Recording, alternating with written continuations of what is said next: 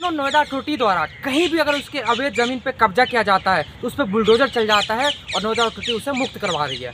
इसी बीच मैं आपको लाया हूँ वेटलैंड पार्क सेक्टर 54 के पार्क के जस्ट बगल वाले हिस्से में। आप पीछे देख सकते हैं एक दरगाह है। ये पूरा ज़मीन आप देख सकते हैं कई बीघे में जो अथॉरिटी की ज़मीन है और इसको जो है कब्जा लिया गया है और यहाँ पे ये दरगाह बना हुआ है। मैं आपसे ये जानना चाहता हूँ कि ये जो जब लोगों के घर को तोड़ा जाता है तो ये दरगाह अवैध ज़मीन पे कैसे बनी हुई है? क्या नोएडा अथॉरिटी तक अभी तक ये बात नहीं पहुँची? क्या उनका ध्यान नहीं सो रहा है?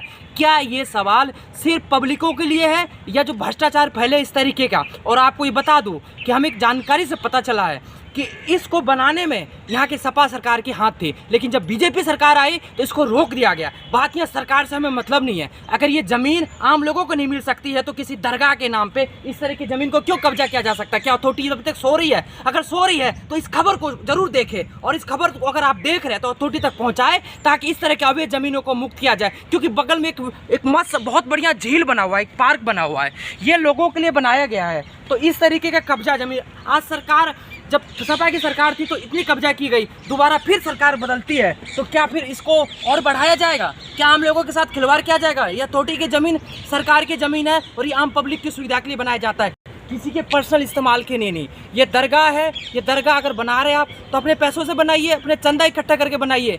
क्या आप अवैध ज़मीन को कब्जा करके ये जो आप काम कर रहे हैं क्या अच्छा है? ये बात सही है? अगर सही है या नहीं है ये बात आप फैसला करेंगे और सरकार के साथ जवाब और सवाल दोनों करेंगे आम जनता, और इस खबर को आप सरकार तक पहुंचाएंगे। तो ये मतलब ये जो भाई चलिए ठीक है, ऐसे ही जानते हैं आपसे बात। जब हम यहाँ पे एक आदमी मौजूद मिला मुझे जो कि बता रहे थे यहाँ के मौलवी है।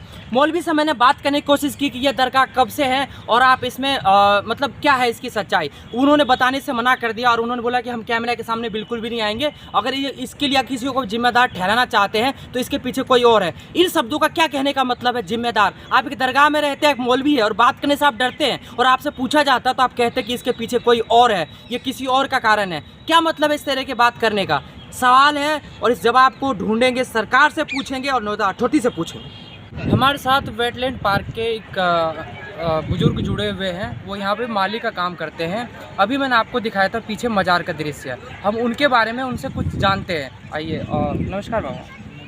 ये जो पीछे हमने अभी मज़ार देखा है तो मैंने उस वहाँ के मज़ार के जो मौलवी थे उनसे बात करने की कोशिश की तो वो पीछे भाग गए। तो मुझे कुछ दाल में काला लगा, तो मुझे लगा कि कहीं और किसी से पता किया जाए। तो मुझे आपके बारे में पता चला आप यहाँ पे काफ़ी टाइम से माली का काम करते हैं। तो इस मज़ार के बारे में क्या आप कुछ बता सकते हैं कि ये कब से है और कैसे बना है? ये देखो है तो ये बहुत पुराना जी है ना, लेकिन छोटा सा है, ये इतना ना जैसे बनना ये कई बीघे घेर रहा है। अच्छा, पहले छोटा सा था और बाद में इन्होंने कई बीघे ज़मीन को घेर लिया। अच्छा, तो ये अथॉरिटी की ही ज़मीन है ये? हाँ। तो अथॉरिटी से हटाने की या कभी इनको मना करने की कोशिश नहीं की? भैया एक तरह की पार्टीबाजी है ना जी, ये नेता जहाँ। अच्छा, मतलब पार्टी बदली तो ये बात रुक गई। पहले क्या ये सपा की सरकार में बनी थी या भाजपा की सरकार में? ये सपा की, इस सपा की सरकार में बनी थी और भाजपा की सरकार आई तो इसे जो है ये काम को रोक दिया गया। ताऊ जी का कहना है कि एक छोटे से हिस्से में इन्होंने बनाया था, लेकिन इसमें सरकार के सह में इसको बहुत बड़े हिस्से में कब्जा लिया गया, लेकिन वापस जब बीजेपी की सरकार आई तो इसको रोक लिया गया। तो सवाल ये है कि अथॉरिटी के ज़मीन पे नोएडा बड़े शहर में बीचों बीच में आके कुछ लोग कब्जा कर लेते हैं और अथॉरिटी को क्या भनक भी नहीं है इस चीज़ की? ये सवाल है अथॉरिटी के लिए। क्या आगे इस न्यूज़ को देखने के बाद क्या अथॉरिटी इस पर कुछ काम करेगी? लेकिन होता ही छोटा सा ही। हाँ, और जगह नहीं थी।